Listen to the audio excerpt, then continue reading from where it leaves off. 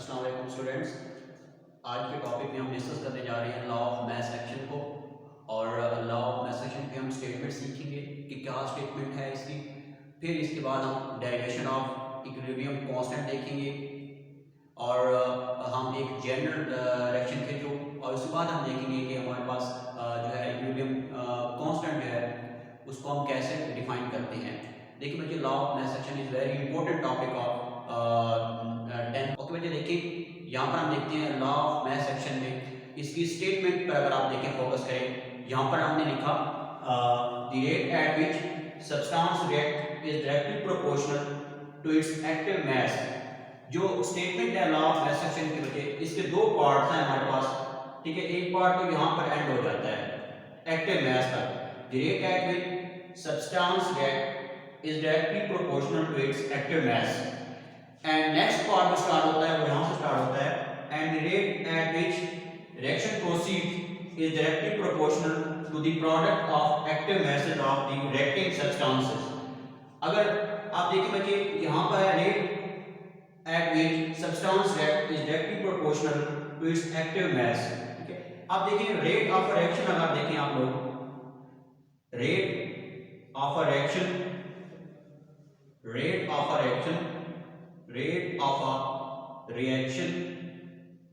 is directly proportional to active mass। Active mass क्या होता है बच्चे, यहां पर अगर देखिए active mass for substance participating in a chemical reaction is known as its active mass। Okay, और दूसरी बात, जो एक्टिव मास है इसको हम रिप्रेजेंट करते हैं स्क्वायर ब्रैकेट्स में, और स्क्वायर ब्रैकेट्स में इसको हम रिप्रेजेंट करेंगे और इसकी वैल्यू होती है बच्चे, हम लेते हैं मोल पर डेम क्यूब, इसका यूनिट देते हैं बच्चे, इसका यूनिट जो होता है हम लेते हैं मोल पर डेम क्यूब एक्टिव मास का। अगर आप देखिए यहाँ पर एक्टिव मास जो है इसको हम रिप्रेजेंट करते हैं स्क्वायर ब्रैकेट्स में, ठीक है। और जो हमारे पास है इसकी डेफिनेशन वो है mass of a substance participating in a chemical reaction. Rate of reaction अगर आप देखिए, it is speed of a reaction. जो रेट होता है वो स्पीड होती है, मतलब इतना ज्यादा एक्टिव मास होगा उस सब्सटेंस का, उसकी स्पीड इतनी ज्यादा होगी रिएक्ट करने की। अगर आप देखिए यहाँ पर मैंने कुछ सब्सटेंसेस ली हुई हैं, मैंने सपोज किया हुआ है आपको समझाने के लिए बच्चे। यहाँ पर देखिए मेरे पास ए रिएक्टेंट है और बी। इनिशियली इनका जो मास है वो 40 ग्राम है ए का, और बी का भी मास क्या है हमारे पास 40 ग्राम है। लेकिन फाइनली हम देखते हैं तो हमारे पास ए के 25 ग्राम रिमेनिंग है, सॉरी ए के 25 ग्राम बचते हैं और बी के 15 ग्राम बचते हैं।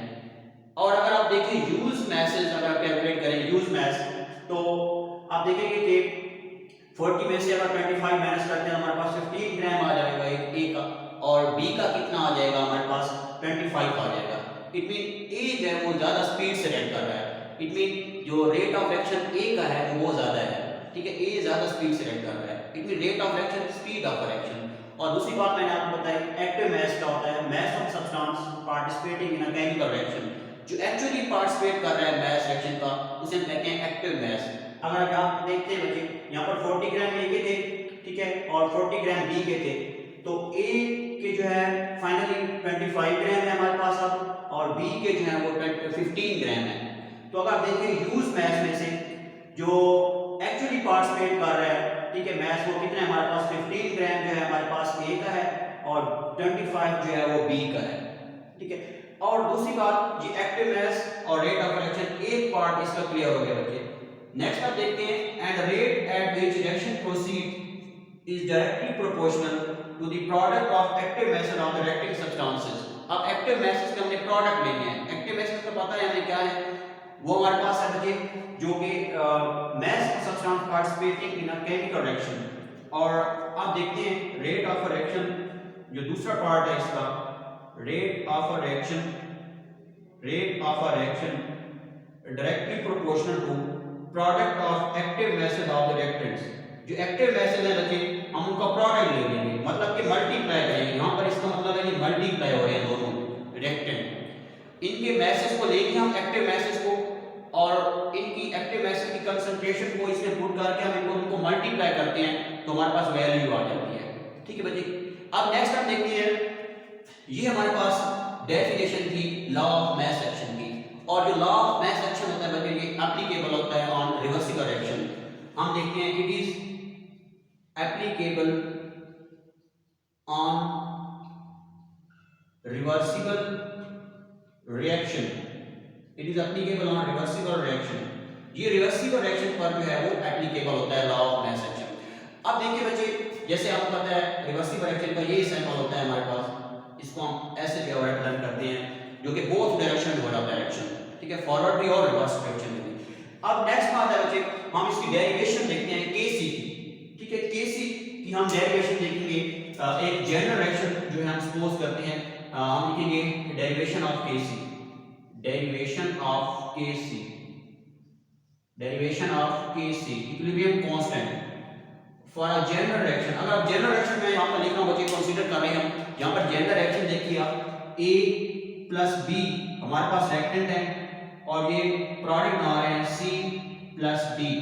ये हमारे पास बच्चे आपको पता है फॉरवर्ड रिएक्शन है, फॉरवर्ड रिएक्शन है, और ये रिएक्शन हमारे पास रिवर्स होगा जो कि reverse reaction. Forward reaction left से राइट और reverse reaction right to left हो रहा है। और बच्चे देखिए नेक्स्ट यहां पर अगर मैं लिखूं rate for forward reaction directly proportional होगा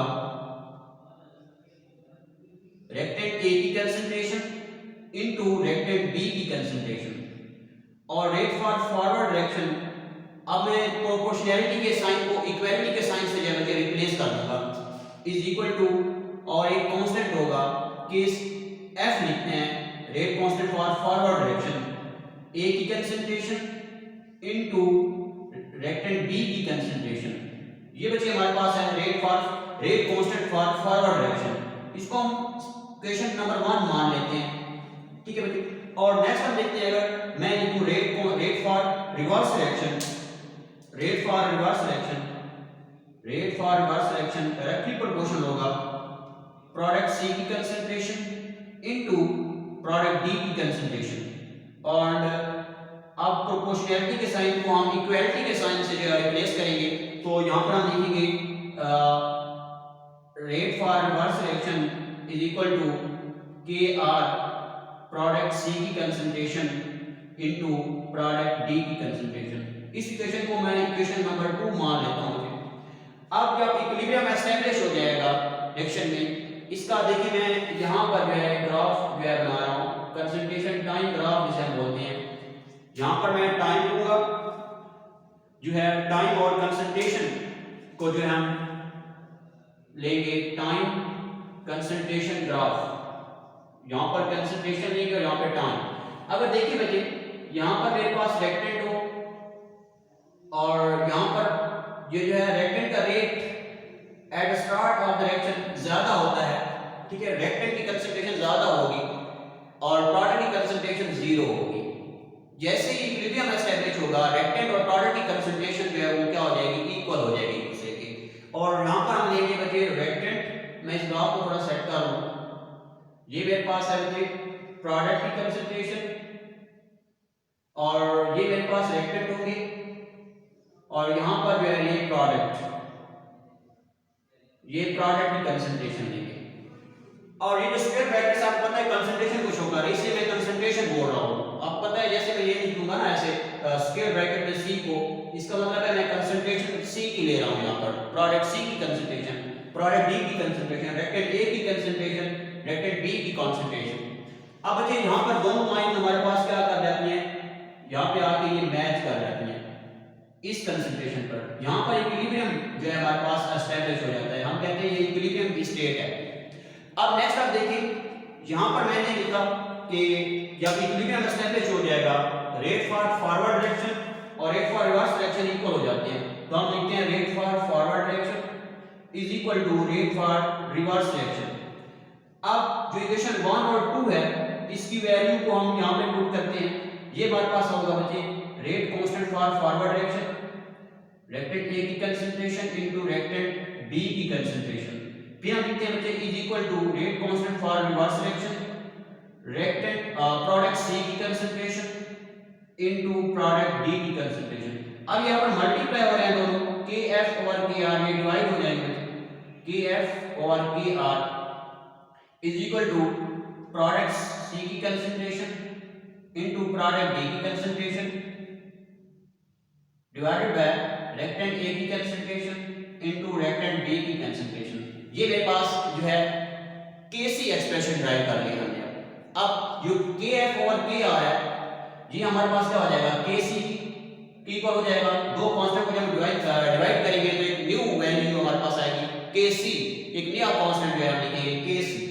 अब ये देखिए किसकी इक्वल हो जाएगा बच्चे, KC is equal to product C की कंसंट्रेशन और इनटू प्रोडक्ट डी की concentration divided by reactant A की कंसंट्रेशन इनटू रिएक्टेंट बी की कंसंट्रेशन। अब देखिए बच्चे ये हमारे पास क्या है, केसी एक्सप्रेशन हमने डिराइव कर लिया है। अब केसी जो है हम इसको डिफाइन करेंगे। अब अगर यहां पे डिफाइन करते हैं बच्चे आप इस कंडीशन में केसी को, तो हम डिफाइन करेंगे it is ratio of product concentration of molar concentration of products, ठीक है, it is ratio of molar concentration of products to the molar concentration of reactants in a balance chemical equation. अब देखिए बच्चे अगर आप देखें ना केसी को, तो इसको और वैसे आप डिफाइन कर सकते हैं, it is ratio of rate constant for forward reaction to the rate constant for reverse reaction. ये भी हम केसी को डिफाइन कर सकते हैं। अगर नेक्स्ट आप देखेंगे, अगर मैं यहाँ पर नंबर ऑफ मोल्स की फॉर्म में लिखता हूँ इक्वेशन को, इसी जनरल इक्वेशन को मैं नंबर ऑफ मोल्स की फॉर्म में लिखता हूँ, तो ये देखिए हम कैसे ड्राइव करेंगे in the form of number of moles, in the form of number of moles। अब देखिए बच्चों कोएफिशिएंट इन्वॉल्व जो नंबर ऑफ मोल्स हो हमारे पास बैलेंस केमिकल इक्वेशन में, हम क्या लिखेंगे इसको, सेम ऐसी इसकी डेरिवेशन होगी जैसे हमने पहले किया derivation, a reactant plus b reactant, इसके नंबर ऑफ मोल्स को मैं स्मॉल b से रिप्रेजेंट करूंगा, और नेक्स्ट क्या होगा मेरे पास product c plus product d, इसके नंबर ऑफ मोल्स को मैं स्मॉल d से जो है वो रिप्रेजेंट करूंगा। अब देखिए बच्चे सेम इसी तरह हम इनका फॉरवर्ड रेट कांस्टेंट और रिवर्स रेट कांस्टेंट जो है वो डिराइव कर लेंगे। अगर आप देखते हैं तो हमारे पास केसी बनेगा, लेकिन जो नंबर ऑफ मोल्स होंगे यहां पर ये कंसंट्रेशन की पावर बन जाएंगे। ये आप देखिएगा, हम लिखेंगे KC is equal to product की कंसंट्रेशन, प्रोडक्ट सी की कंसंट्रेशन की power C into product D की कंसंट्रेशन की power D divided by reactant A की कंसंट्रेशन की power A into reactant B की कंसंट्रेशन की पावर बी। अब देखें यहाँ पर हमारे पास ये केसी है। अब यहाँ पे केसी को डिफाइन करेंगे, जो फाइनल डेफिनेशन है केसी की, in case of number of moles in a balance chemical equation. अगर आप देखें बच्चे हम यहाँ पे केसी को डिफाइन करेंगे, it is ratio of concentrate molar concentration of products equals to their number of moles to the product of concentration of reactants equal to their number of moles in a balanced chemical equation। ठीक है बच्चे, यहां पर हम जो है केसी को define करेंगे। हम लिखते हैं केसी को हम डिफाइन करेंगे बच्चे, केसी ये है it is ratio of molar concentration of product of products. ठीक है बच्चे, यहां पर क्या करेंगे हम प्रोडक्ट लेंगे प्रोडक्ट्स के। यहां पर प्रोडक्ट का मतलब क्या है, प्रोडक्ट का मल्टीप्लाई करना प्रोडक्ट को। हमने कहा it is ratio of product of products to the product of reactants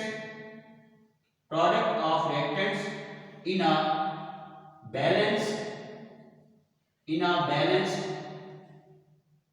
chemical equation।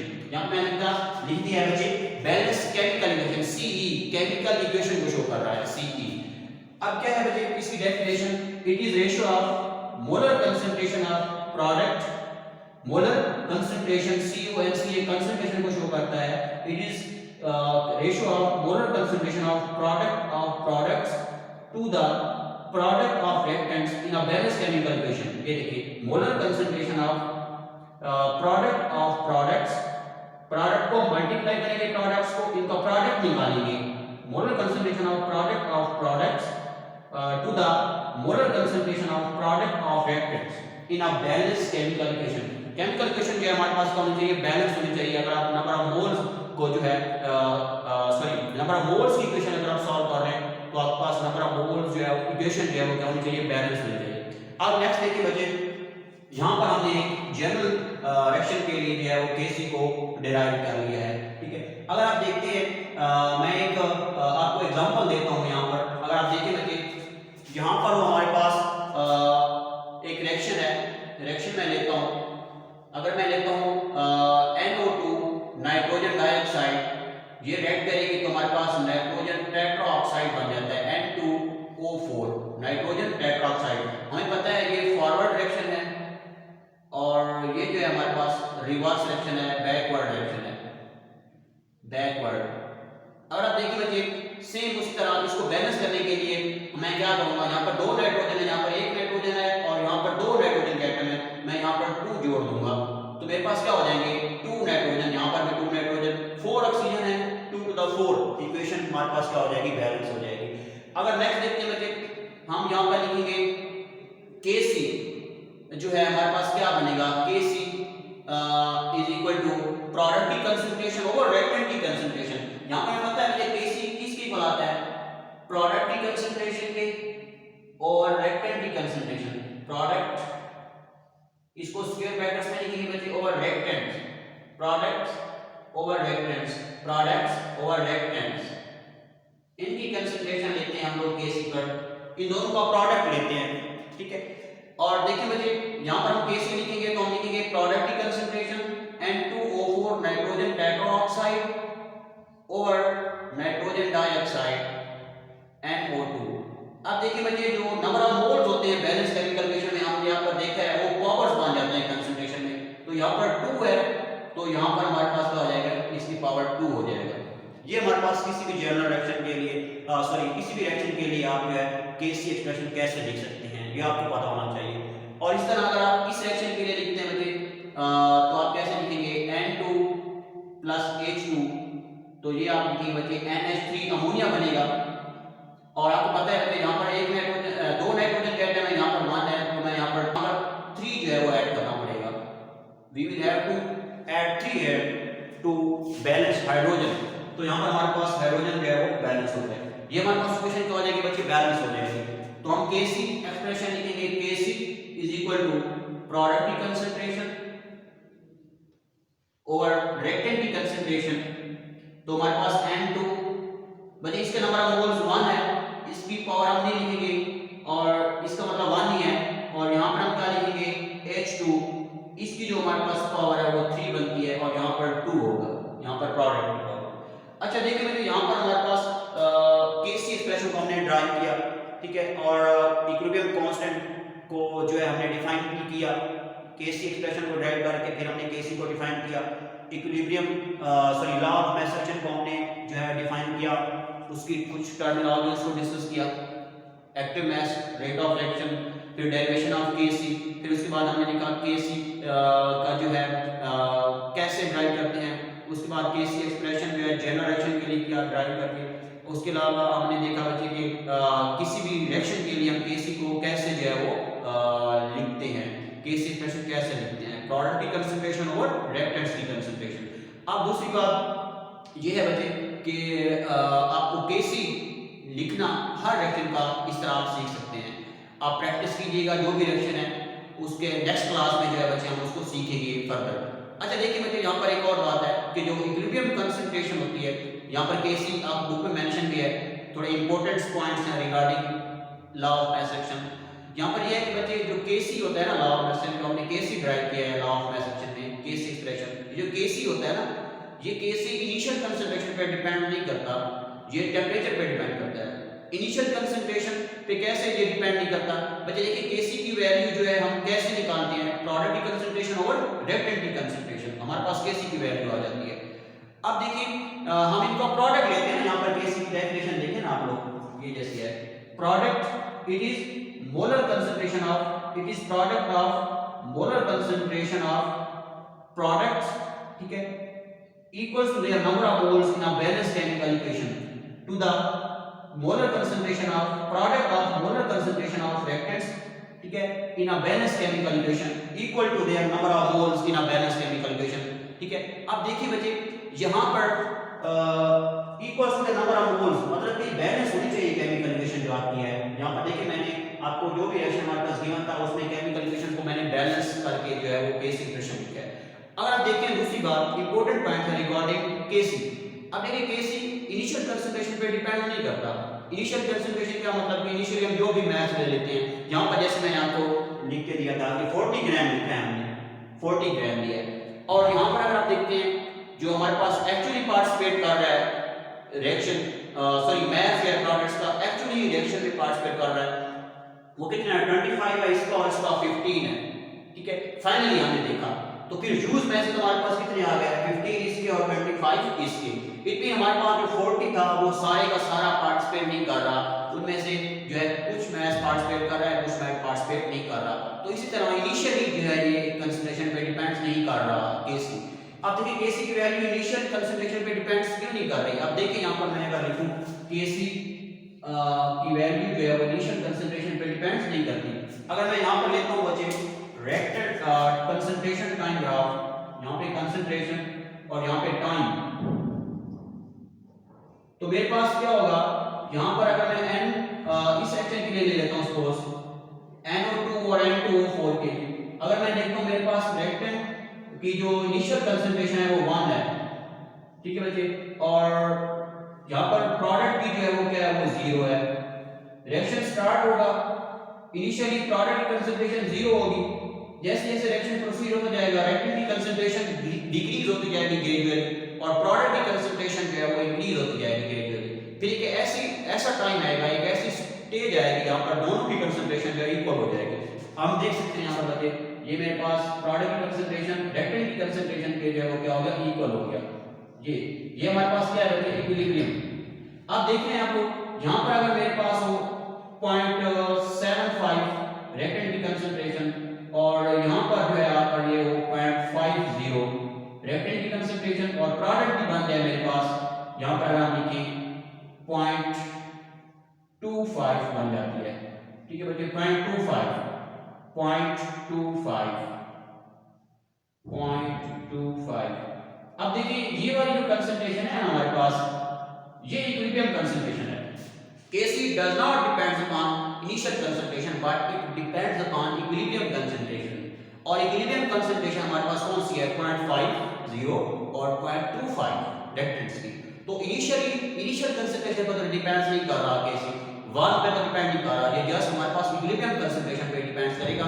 और इस कंसंट्रेशन को हम फिर क्या करते हैं 0.50 0.25 यहाँ पर फिर हम क्या करेंगे बच्चे इसके एक्सप्रेशन में पुट करके फिर इसका आंसर निकाल लेंगे Kc का।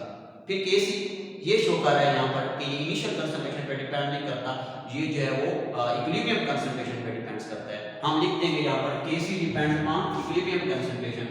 ये हमारे पास क्या है इक्विलिब्रियम स्टेज है, तो आप लिख सकते हैं बच्चे